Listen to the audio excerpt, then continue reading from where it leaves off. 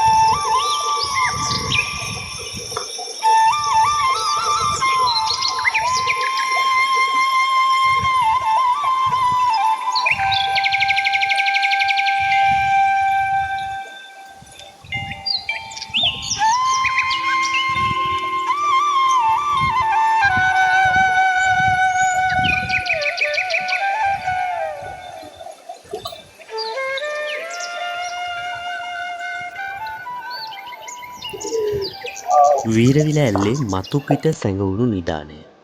මොකක්ද ඒ? ඔබ ටයිටල් එකේ දකින්න ඇති වීරවිල ඇල්ලේ මතු පිට සැඟවුණු නිධානය කියන්නේ මොකක්ද කියලා. මේ ගගේ අස්සක් මුල්ලක් නෑර දියබුම් ගහපු අය ඕනෑ තරම් ඉන්නවා. ඔවුන්ට තිබුණේ හරිම සුන්දර ළමා කාලයක්. එදා හැමෝම එකමුතුවෙන් හිටියා. අදටත් ඒ බැඳීම තිබෙනවා. ඒ වීරයෝ අද ලොකු වෙලා ලොකු රස්සාවලට ගම හැර දාලා ගිහිල්ලා. ඉතින් එදා අපිම මේ තැන් පිරිසිදු කරගෙන ලස්සනට තියාගෙන හිටියා. ඒත් අද සමහරු කාලා බීලා බෝතල් දාලා පරිසරය අපවිත්‍ර කරලා යනවා. ඒ නිසාම මම මේ වීඩියෝ වලට මේ නම දාලා තියෙන්නේ වීරවිල ඇල්ල කියලා.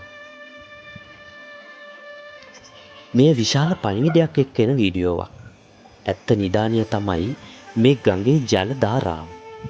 ජල උල්පතක් වගේ ගලා යන ජීවිතය.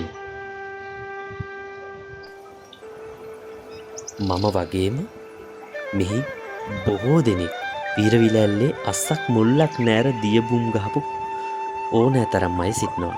ඒ ගැමි සුවඳත් එක්ක ගමට ආපු සුන්දර මොහොතක මතකය අලුත් කරන්න තමයි මේ වීඩියෝ එක එක්කලේ. ඒ වීරයෝ තමන්ගේ අත්දැකීම් මෙහි බෙදාගන්න කියලා මම ආරාධනා කරනවා.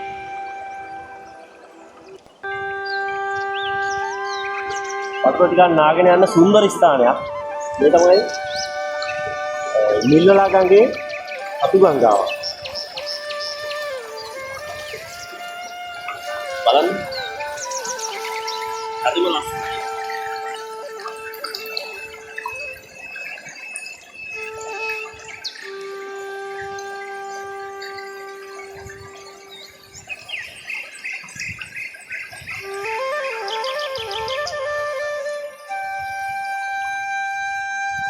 ඒ වගේම තමයි සෝබා දහම කියන්නේ අපි හීලෑ කරගත් සතෙක් වගේ.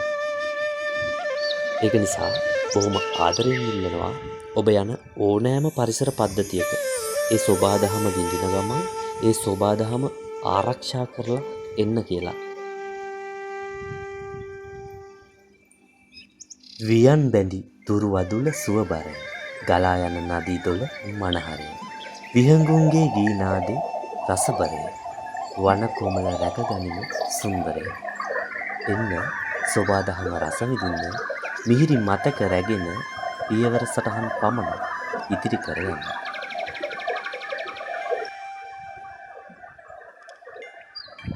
මට වගේම ඔබටත් ලොකු වගකීමක් තිබෙනවා. සොබදාමේ සොඳුරු දායාද මතු පරපුර වෙනුවෙන් රැකගන්න. එසේනම් ඔබ යන ඕනෑම තැනක එම සොඳුරු පරිසරය සොඳුරු දායාදය රැකගන්න අමතක කරන්න එපා.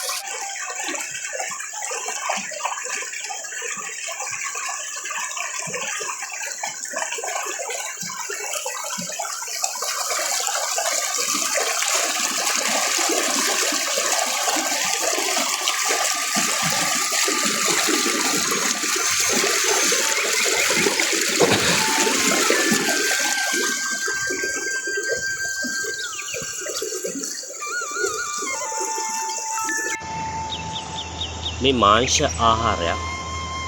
මේ තමයි කෙකටිය මල්. බලන්න.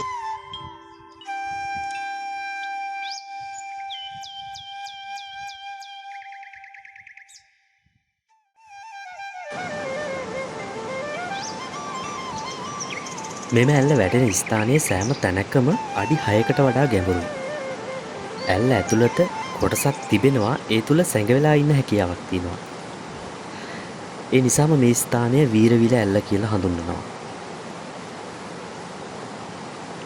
නමුත් මේ ලස්සනත් සමග අඳුරු පැත්තක් තිබෙනවා.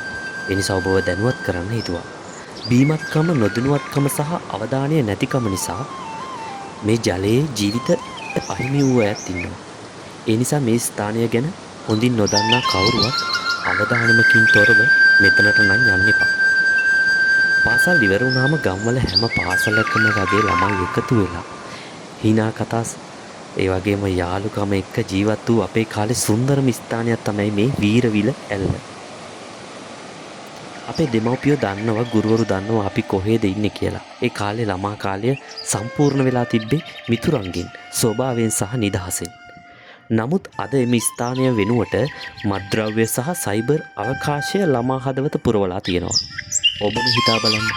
ඒ ගැන කතා කරන එක වෙනස් මත තියෙන්න පුළුවන්. නමුත් බොහෝ දෙනාගේ හදවතේ තවමත් එය අහිමි වූ සුන්දර කාලයක් ලෙස ඉතිරි වෙලා තියෙනවා. වීරවිල ඇල්ල කියන්නේ ජලයක් වැටෙන තැනක් විතරක් නෙවෙයි. ඒක මතක පිරි ළමා කාලයක්. ඒ වගේම අපි හැමෝගෙම මතකයක්.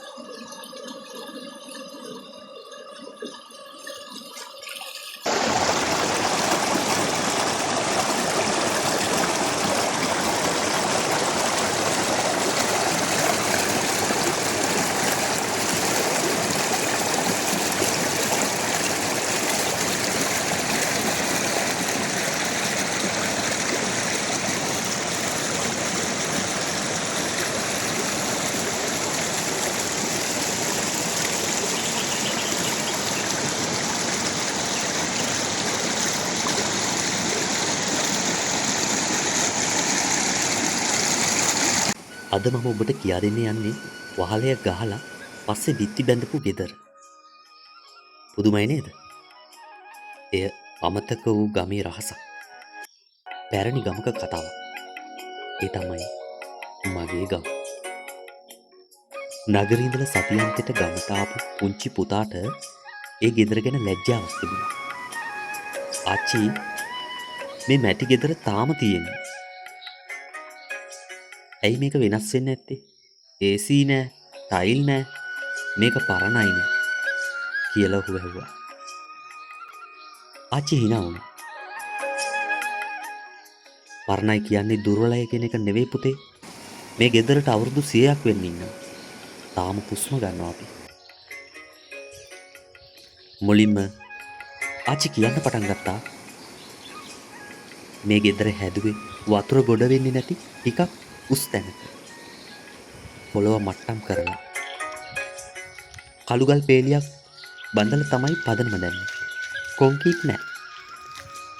ඒත් පොළොවේ තෙතමනේ බිත්තියට එන්න ඉඩක් නෑ. පුතාට හිතා ගන්න බැරි වුණා. කොන්ක්‍රීට් නැතුව කොහොමද ආච්චි ගෙවල් හදන්නේ? බූට් එකක් දාලා වතුර යනවා වගේ තමයි පදනම ගාලා ඒකෙන් මැටි බිත්තිය ආරක්ෂා වෙනවා.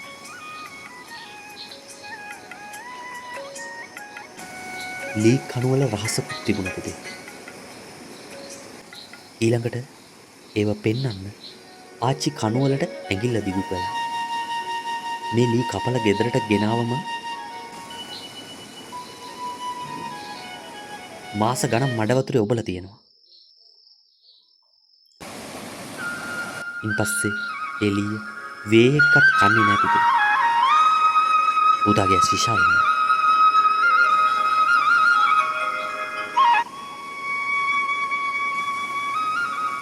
ඒ තමයි සෝබාදහම.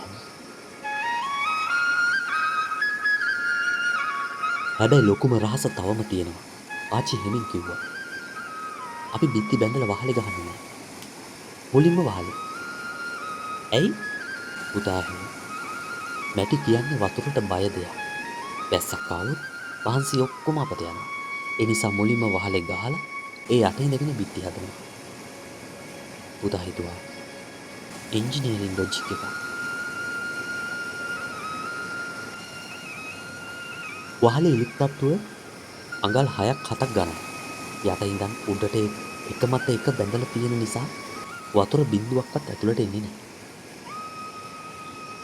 ඉලුක් කියන්නේ නැචරල් AC එකක් පුතේ. ආච්චි කිව්වා. දවල්ට රස්නි උරා ගන්නවා. ඒ රෑ වෙද්දි ගේ ඇතුළේ තව තවත් සිසිල් කරනවා. පුතාට මතක් වුණා නගරේ ෆ්ලැට් එකේ AC බිල් එක. බිත්ති කියන්නේ ගඩොල් නෙමෙයි. ලී කෝටු වලින් දැලක් තියෙනවා. ඒකට අපි වරිච්චි දැල කියලාත් කියනවා. වේවැල් වලින් බැඳලා තියන්න පුළුවන්. හරියට කූඩයක් වගේ. පුතා ඉංග්‍රීසි වචනේ දදා මේ පිළිබඳව ආච්චිගෙන් විමසුවා. ඔව්. කිසිසේත්ම ඒව බින්දෙන්නේ නැහැ. නැමෙනවා. මැටි කියන්නේ හරියට ගමේ විද්‍යාකාරයක් ගොඩනගපු අපූර්ව දෙයක්. මෙහෙමයි පුතේ. උඹස් මැටි, රතු පස්, වැලි, පිදුරු ගමේ මිනිස්සු එකතු වෙලා පාගලා කවි කිය පදම් කරනවා. පිදුරු දාන්නේයි කියලා දන්නවද? හරි. යකඩ කම්බි වගේ. මැටි පුපුරන්නේ නැහැ. පස්සේ මැටි තට්ටු 3කට ගහලා අන්තිමට ගොම මැටි කපරාරුවක්. බිත්තිය කණ්ණාඩියක් වගේ හරියට.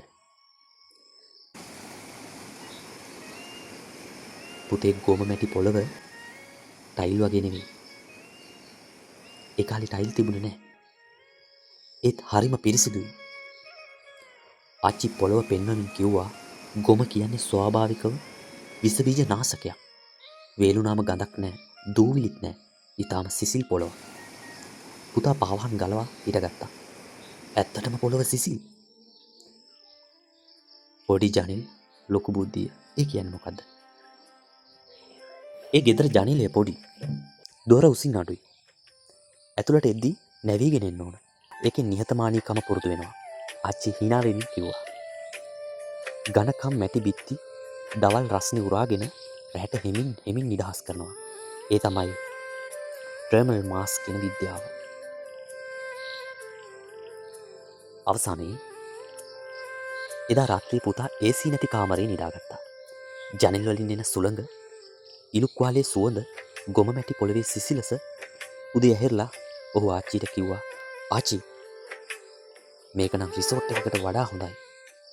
ආච්චිගේ ඇස්වලට කඳුළු ආවා. පුතේ අපේ ගමට ලැජ්ජ වෙන්න එපා. මේවා බෑක්වර්ඩ් නෙවෙයි. මේවා විස්ඩම්. අද අපි ලක්ෂ ගාණක් දීලා කොන්ක්‍රීට් ගෙවල් හදලා AC දාලා ඉලෙක්ට්‍රික් බිල් ගෙවාගෙන යනවා. හැබැයි අපේ මෙතුන් මිත්තෝ සෝබාදාමත් එක්ක එකතු වෙලා එනර්ජි බිල් නැති නැචරල් ගෙවල් හදලා තියෙනවා. ඔබට අවස්ථාවක් ලැබුණොත් ඔබේ දරුවන්ට ගමේ මේ ගෙදරක් පෙන්වන්න. කියන්න මෙන්න අපේ ඉංජිනේරින් කියලා. ගම ඇතහැර දාන කලින් ගම තේරුම් ගන්නත් දරුවන්ට පුරුදු කරන්න මතක කරන්න එපා. එවිට ගමත් දියුණු වන ගමන්ම ඔහු ලෝකයක් ජය ගනීවි. එහෙනම් ගිහින් එන්නම්. තවත් අලුත් වීඩියෝ එකකින් හමු වෙමු. සියලු දෙනාටම සුබදායි සතියන්තයක් වේවා. channel එක subscribe කරලා එකතු වෙන්න ඊළඟ වීඩියෝ එකත් සමග.